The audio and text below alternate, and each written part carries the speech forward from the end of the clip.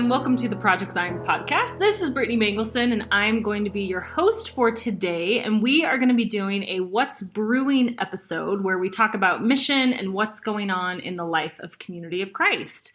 So I'm actually sitting across the table from in real life from my good friend David Lloyd. And this is significant because I have not done a podcast face-to-face in probably 4 or 5 years, literally. So I'm like, I almost don't know what to do with myself. So podcast listeners, if this is awkward, that's why. But today we are going to be talking about the Center of Innovation of Ministry and Mission, which is through the seminary, but I'm actually not going to explain too much about it because I know I'll mess it up. And that's why we have David on. To mess it up myself. No, to share about what it is. So I'm really looking forward to this, despite me feeling a little awkward doing this in person, but we're just going to roll right into it. So David is the director, and why don't you, actually, David, you've been on the podcast before, but how about you just give us a high-level overview of who you are and how you got to your current role? So I am a lifelong member of Community of Christ, served in a number of roles full-time for over 35 years now, and currently doing what I've done for about the last 10 years, and that's online learning for Community of Christ. And we have a process by which new priesthood members get some training before they are ordained, and that can be done live or can be done online, and my job is to help on the online portion of it. So the Center for Innovation in Ministry and Mission was a project started just about a year ago now. So we're just in our first year. We'll finish our first year's worth of class here in a few months. And what we do is we place online throughout the year every priesthood class necessary for ordination. So the Intro to Priesthood, the Intro to Scripture class that all new priesthood must take, and the office-specific class to which they're called. From deacon all the way up to soon bishop will be our last class that we'll produce.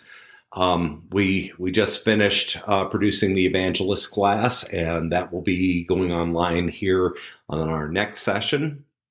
And we try to equip the classes with instructors who know a little bit about the specific class. So, for instance, Jane Gardner, who is the presiding evangelist, will be teaching the evangelist class. Dave Anderson, who is the president of the High Council, teaching the High Priest class, etc. And so beyond the ministry and priesthood classes, we also have what we call the Christian Ministry Certificate classes. And this is like, for those people who knew about the MEADS program in the past, it's a more advanced online training in more specific topics. You take 10 of these different classes and you get a certificate. With each of these classes, by the way, you also get CEU credit through Graceland. It's not degreed credit, it's a CEU credit, but you get Graceland credit from it. And the Christian Ministry Certificate classes are things like Intro to New Testament and Theology and Contemporary Culture and those kind of things. And we also are doing other classes, other certificate classes on a as needed basis. Recently, the church asked for a class on discernment, a set of classes on discernment. And as the church is going through a discernment process itself right now, it's quite timely. And so we have had a discernment series going on, and that will we're kind of midway through that at this point. Soon we'll be offering a spiritual formations class, and that there'll be a series on that'll be taught by Katie Harmon McLaughlin. And so we've got a number of these different tracks going up, all of them not for degree. They're so you can take them if you have a college degree or if you don't have a college degree. And our hope is that as some priesthood take these classes online, take their priesthood courses online, they might be interested in getting more information and go into the Christian Ministries program. And if they really want more, then they can also go into the seminary itself and get a postgraduate degree. So the nice thing is we've been doing this in a number of venues. The online classes started at headquarters, and then it went through Developmetrics for a number of years through the Canadian Church. And now it's with a seminary, which is a great place for it to be and thrive and grow into the future. Awesome. So I have a million questions, which is why we're doing this podcast. So I'm curious how you prioritize what classes are offered. So you said that the basic priesthood classes are offered, and then you've added in the discernment class.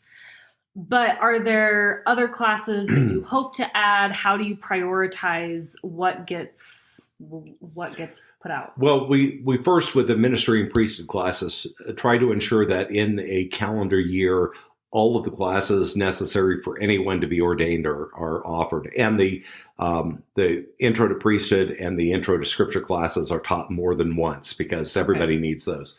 So within a relatively short period of time, anyone who has been called can get through those courses. And we usually give ordinands a year to get those classes taken care of. It's easily done online. The nice thing about online with ministry and priesthood classes is it's all taught from the resource, the resources. So you're getting the exact same class you would if you bought the book.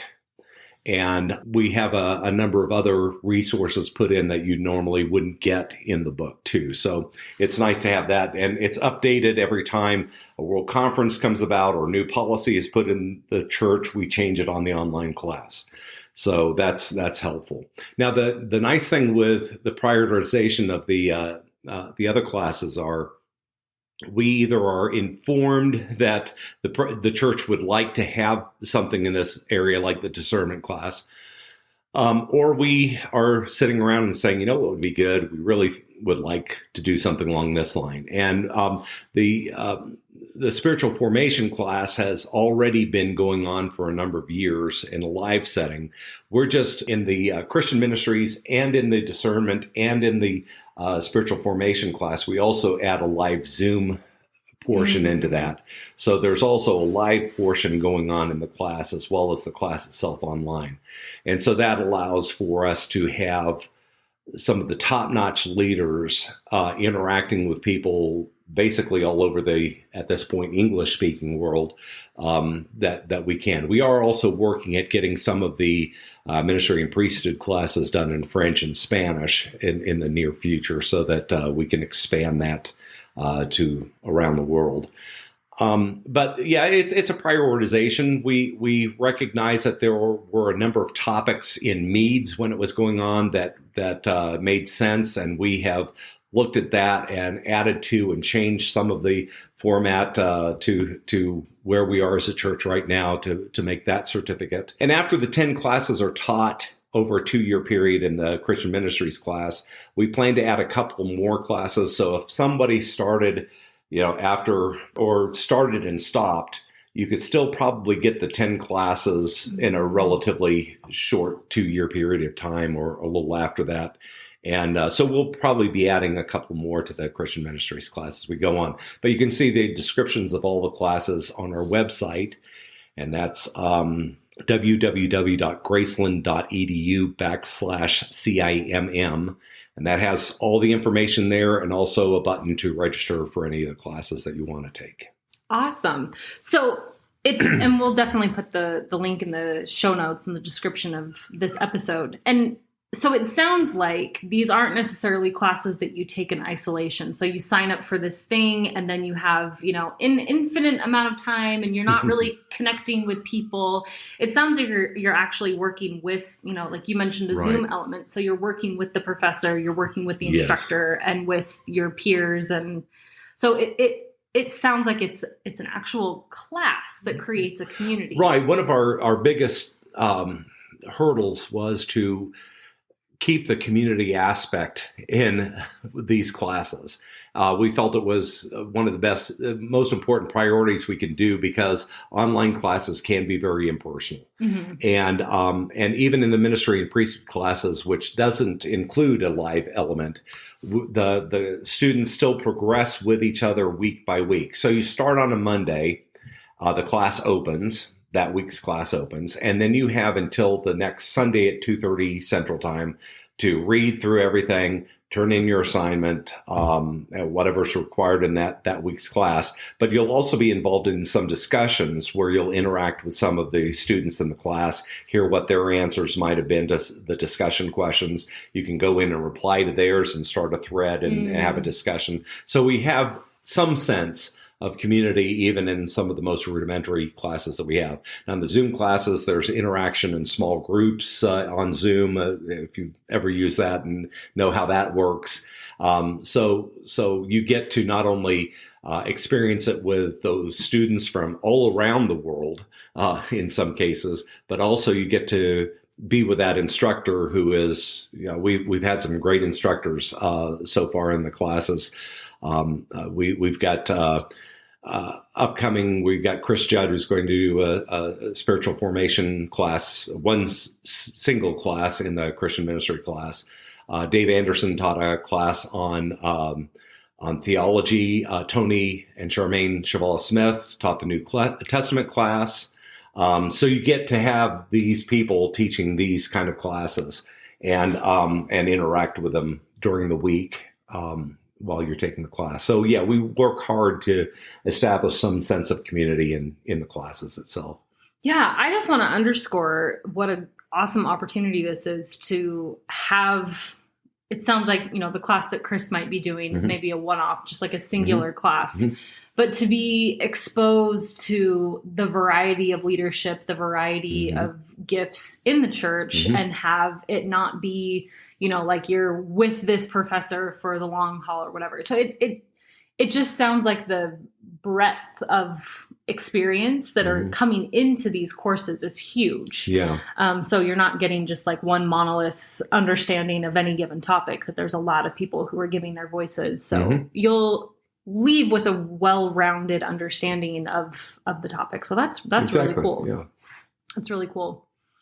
So I guess I have a few logistical questions. So as far as like time commitment, and whether that's, for folks who are getting ordained or who are going through Christian ministry certificate, is that what it's called? Okay.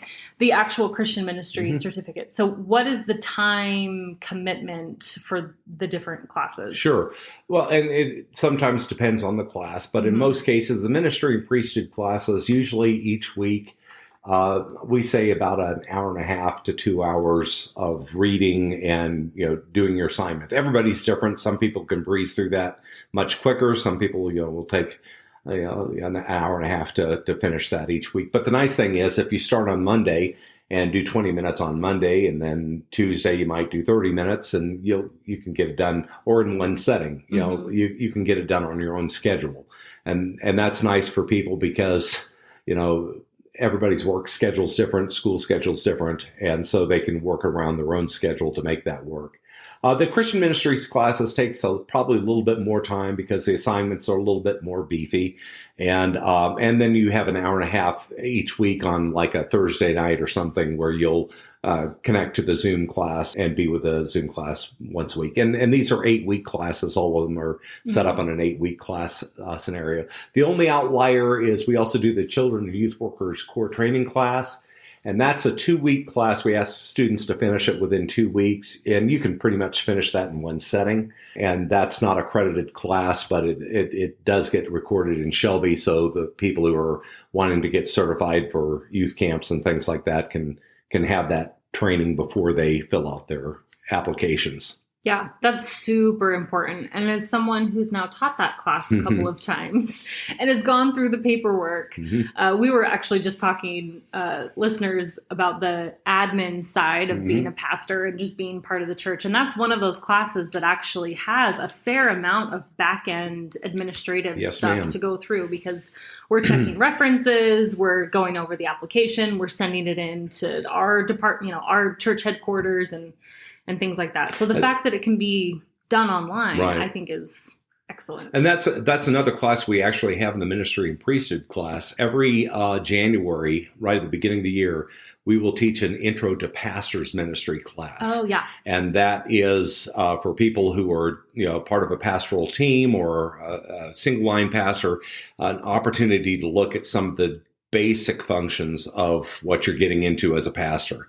And we talk about a real brief synopsis on how to lead a business meeting, and the youth and children's worker training, and little things like how do you deal with conflict. We could spend a whole class on that, but at least in that pastor's class, we deal with the basic tenets. We put in it some of the requirements of headquarters, what they require a congregation to do each year that you might not know as a new pastor. So that's another good class. It's not really a priesthood class, but it's something we offer every January. Yeah. And I took that class several years ago when I was on a pastorate team. I think under Blair White, he had us all take it. And now that I'm a pastor, I've thought maybe I should take that class again just to brush up on some of the basics, because there are things that, when you are in church leadership, especially like for me, we've had the same CFO for 20 years plus. Yeah. And then we now transition not only to a new pastor, but a new CFO. So me and the CFO were like, okay, how do we do this? Yeah, absolutely. We've got our past CFO on speed dial always, because we're like, what about this account? Or what about this, whatever. So just all of those nuts and bolts that really, when you're sitting in a pew, you don't necessarily think about that all the time. But when you're on a leadership team, whether it's the pastor or the CFO or a counselor. Right. And whenever you're in a business meeting and somebody does an amendment to amendment, it's always good to know a little bit about Robert's rules before you go in. Absolutely. That's our world conference coming out, right? That's right. We just have a lot of amendments to the amendments to the amendments to the amendments. And it's like, what are we even talking about at this point? Oh, that's too funny. Now, as far as costs go on these classes, the ministry and priesthood classes, we have worked really hard to only cost $25, which is about the price you'd pay for the book. I was just going to say, we wanted to keep it accessible. The one thing we don't want it to feel like is that you're paying an exorbitant amount of money to be a priesthood member. But at the same time, to give a quality introduction to what your priesthood office is and what ministry is, and teaching people how to exegete scripture, basic tenets of ministry. So those are all $25. The Christian ministries class and usually the other classes will vary in price, usually around $100 per class. And that's because we are developing these classes from scratch, basically. Yeah. And we're also giving a very small honorarium to the instructors who are busy. I mean, I could go through the list of people and you'd realize how busy these people are. But it's also nice. We have, and I don't want to over publicize this, but we have general leaders of the church, apostles, and pretty soon the president of the church is going to be teaching one of the ministry and priesthood classes. So we're really excited about having the opportunity to have these people teaching these classes. And in times and places where, unless you're at a reunion, you'd never have a class with these people. Yeah. So we're excited about those opportunities too. Steve is teaching a class, and Art Smith right now is teaching a class, and we'll have a number of other people scattered throughout the process, and who have volunteered to teach some of our classes. So nice. So folks are just going to sign up for whatever class Steve teaches and then show up and be like, oh, the president of the church is teaching. Well, most of them will know before, but okay. I'm just afraid that some classes will be taken just for the name of the person teaching it rather than the content. Absolutely. Yeah. No, but that's really cool. Again, to know the depth of folks that are teaching these courses, that it's not just. Oh, and I'm teaching at least one course session, and I have to cut off the number of people who want to take these classes from me. Absolutely. Because, dang, that's gold, right?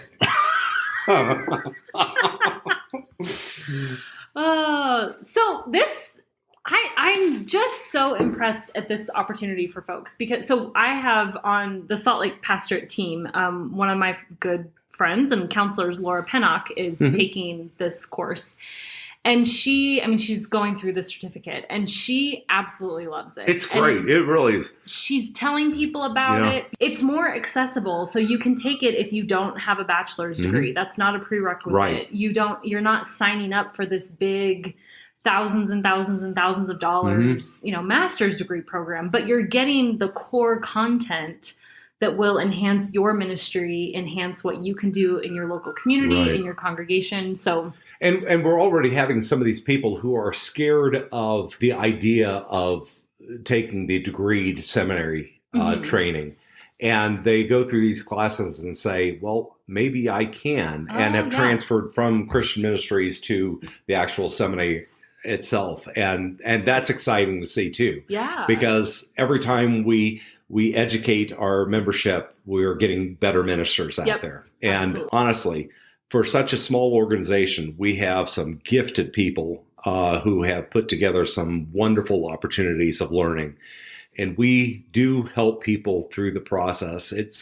For some people, it can be a little scary at first, and we try to at least be there with them to assure them that they can do it. We have had people take classes from the age of 16 has been our youngest, and age 93 has been our oldest. Whoa. So there's a lot of cultural differences between those age groups. And online, we've been able to work with all kinds of people in different scenarios. That is incredible.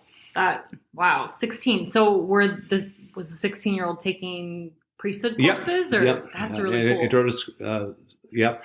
And the 93-year-old was just trying to better their understanding. And it's fantastic. Yeah. And we have a number of people who we have post-class surveys and we read all those post-class surveys, by the way, and try to make sure that we're providing what we intend to be providing.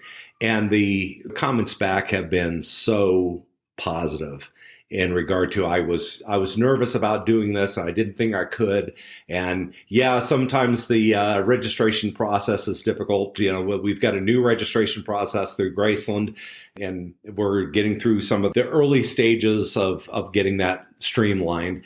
And but as people go through the classes themselves, they really have tended to enjoy them. Yeah. So seminary looks different than it did now when I was going through. So they have the different courses, right? The different tracks. Right. So I guess my question is, are there different tracks for the Christian ministry thing, or right now is it pretty much singular? Well, the Christian ministry is really the basic general knowledge. Okay.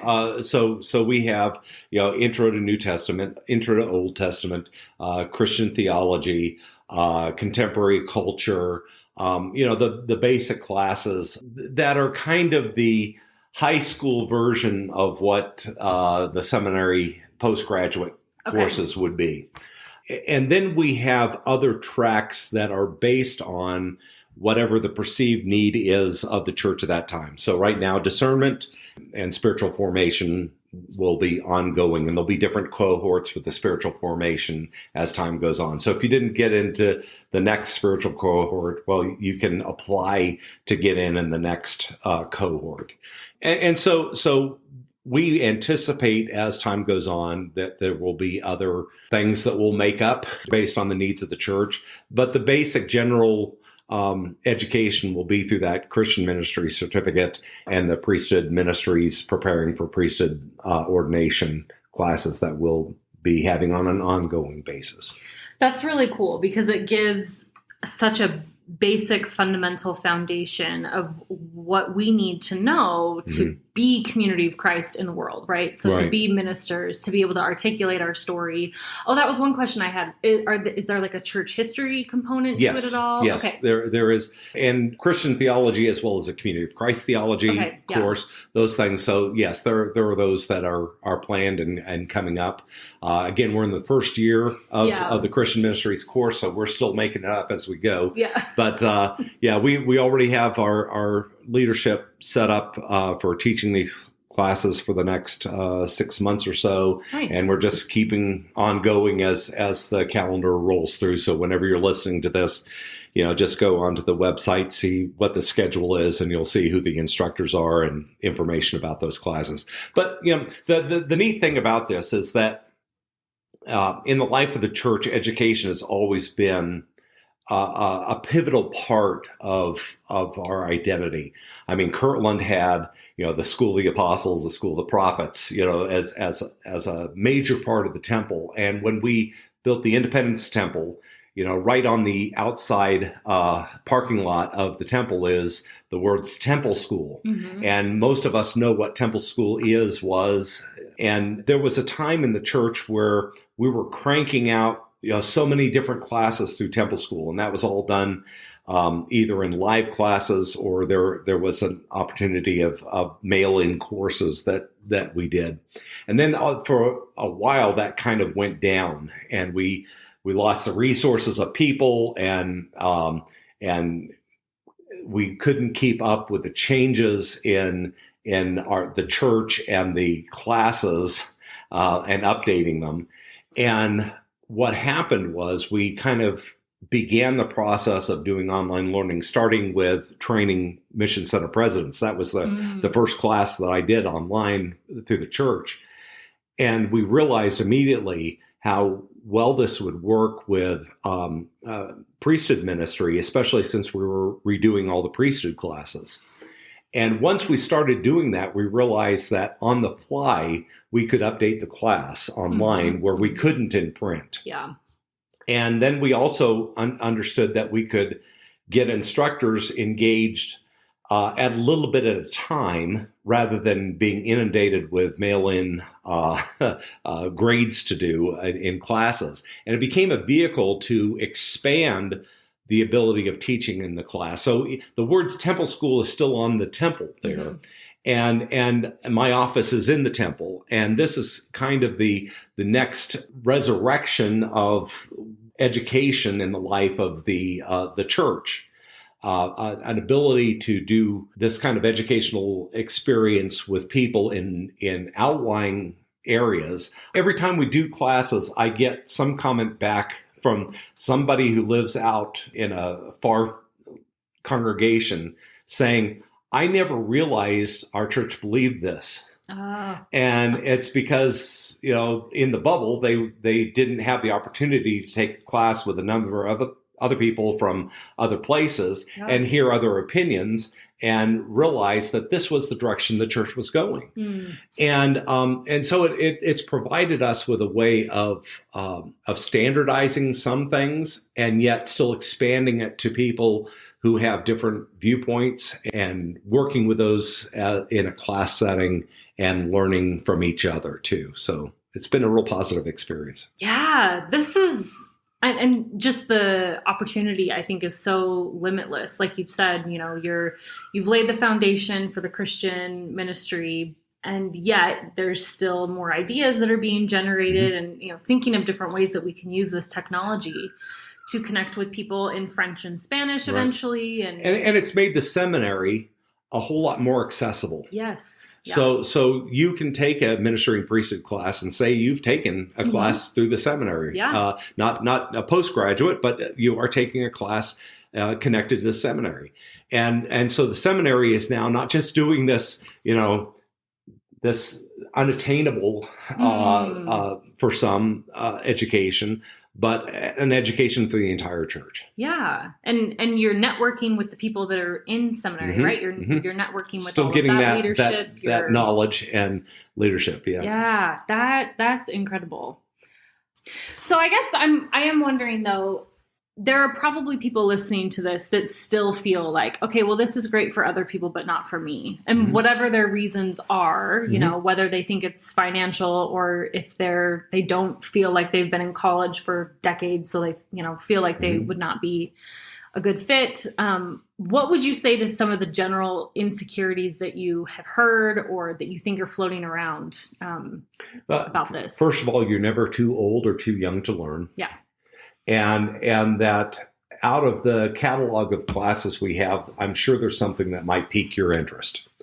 And if it does, and if you're afraid that your knowledge base is not as broad as whatever you're jumping into, understand that there's probably 12 to 15 other people who are in the same situation as you are. And we expect that people who are taking these classes are coming to learn. And if that's the case, then you're in good company. Yeah. that people who are coming in there are also coming to learn. And you might learn something from the instructor, and you might learn something from the students. And so if you come with an open mind and a desire to hear more about whatever that topic is, try out a class, see how it works, and feel free to let us know if you're having any problems along the way. Our goal is that grace abounds in the CIMM classes. We try to work with people so that they feel comfortable in not only what they're learning, but how they're learning. And if there's anything we can do, I personally will come in and assist someone to be successful in a class. Yeah, that is great. One of the comments that you just made about, a class maybe piquing your interest, are you able to just take a singular class, or do you have to sign up for the whole Christian ministry kit and caboodle? You can take whatever is in your interest, at least in the Christian ministries and the ministry and priesthood classes. Now, if you're wanting to be ordained, you do have to take the 3 classes, especially for the Christian ministries courses. Taking one class and seeing how it feels you're welcome to do that. Now, some other classes, you'll be in a cohort, and you'll have to keep doing all of those classes in order to progress to get, like the discernment class, I'm thinking. You are expected to begin and end with the class. Now, we've had a couple of people drop out, which is expected, but most people are hungry to get that process because it's a very interactive class, that specific class, where you're working with the instructor and other students and your local area to be a part of the discernment process in wherever you're located. But as far as for the Christian ministries class, the ministry and priesthood classes, if you just want to take one class and see how it fits, you're more than welcome to do so. Okay, that is cool because, like I said, the seminary program has changed a lot since I went through back in 2017. 16, you're old. 17. I know. Don't ask when I was in seminary. Okay. No, my Facebook memories, it's like 5 years ago. I'm like, 5 years ago. It feels so long. But I mean, even a lot's changed since then. And, we've had an entire pandemic, which I know changed how we've interacted online. Let me tell you, the pandemic when I was in developmetrics doing the same thing, boy, it was a lifesaver. I mean, seriously. Absolutely. Because there would have been no means during that quarantine time for people to be ordained. Yeah. Other than us having the online classes. Yep. And we were able to maintain people's schedule from calling to ordination because we had these online classes. Yeah. So we were in the right place at the right time to be of great service to the church during that period of time. And it made us stronger. I mean, it really helped people to see that this is not only a nice novelty to have, this is a necessity as far as the church is concerned, as far as education is concerned in the life of the church, to have these online classes available. Absolutely. And I feel like so much creativity was sparked during that time because it was like, okay. Necessity Yeah. Like we have this thing. We know how to deliver content online. So what else can we use this for, right? So to me, when I first heard about what the seminary was doing in this Christian ministry certificate, it was like, well, of course that's going to happen because all the blocks were right there. They just needed to be put together to build this thing, to be able to deliver content to the church. So yeah, but that's really exciting to hear that you can just take a class here or there. Like I said, with my friend Laura, she's been telling me about some of the stuff she's been doing. And I even talked to Zach at seminary, or not seminary. Well, I did talk to Zach at seminary, but I talked to Zach at World Conference. And he was like, yeah, you should come back, Brittany. I'm like, oh, I've been there, done that. But now, But knowing that there's classes like discernment, and I think there was a class that you all did on forgiveness. Was that part of, I think Nancy Ross taught it? Oh, was no, that Peace and different? Justice. Peace and Justice. Okay. Yes. Yeah. I know that they were doing a book about forgiveness. Right. And I've been reading that on my own and just realizing like, yes, you can do that work on your own, but doing it in community, it's probably a much more rounded experience because you're interacting with folks. Anybody who's been in a book club knows what it's like to be a part of one of these Christian ministry courses, because we require one or two books for the course, and you're all as a group going through those resources each week. So it makes you read the book, and that reading plus conversing with other students and the instructor makes it really helpful. So here's the thing. As the church, you can have so much insight as to where you want the church to go. And you can put out statements and you can put out mission initiatives and enduring principles. But unless you have a means of delivery, all those things stay up at headquarters. Yeah. What CIMM does for the church is provide a means of delivery. And what we're finding out, a quick means of delivery. I mean, before we knew that we were going to go through a discernment process as the church for the new president, we had already been notified that we needed to offer something on discernment. And so we were prepared to have that ready immediately as we were going into that portion as a church. So this really has become the means of conveyance of the mission and message of the church to the individuals within the church itself. Absolutely. And that has really streamlined us into a place of where we can talk about it and then deliver it in a fairly quick amount of time to the church. So, it's a wonderful opportunity and means of education and conveyance of where the mission and message of the church is. And you said that the classes are about 8 weeks long. Does that mean that every 8 weeks there's an opportunity to jump on board at the next class? Yes. That is exciting, and here we go. I might see what's coming up. I'm excited about this. Now, once in a while there's a break, so there'll be a break around Christmas time. I didn't realize it until this first year that there was actually a spring break, and I was prepared to do the next set of classes, and then I realized I looked at a calendar and I realized, oh my gosh, I got a week in between. What am I going to do? Party. That's what they do for spring break. So just about every 8 weeks, however that works in a yearly calendar. But we have a winter A and B class, 8 weeks each, spring A and B, summer A and B, fall A and B. Cool. And that schedule is on our website. Available for you to peruse at this moment. Well, you may have converted at least one person, so then my job is done here. Sitting across I shall go back to Blue Springs, Missouri, and leave you here in Saratoga Springs, Utah. Oh, I love it. No, I really am very excited about this. And I just see this spiritual and intellectual hunger that is around here for theology and for a different way to view Christianity and just basic building blocks of Christian history, right? So I'm going to be a little evangelist for this program with my own congregation, because I think there's so many people that are just like right there wanting to dive in. But a full master's degree doesn't feel as accessible. There's, several hurdles that would get somebody to that point. But this feels like such a good bridge to that, or, just a supplement of, reading a book in isolation on your own. Yeah. Because again, I was reading the same book that the Peace and Justice class was doing, and I was like, oh, it would be good to read this with a community and to be able to have these conversations and do the practices that are found in the text. It's a great book, but and with instructors who know what they're talking about exactly. too. Yeah. So well, have we got a deal for you? Yeah. You heard it here first.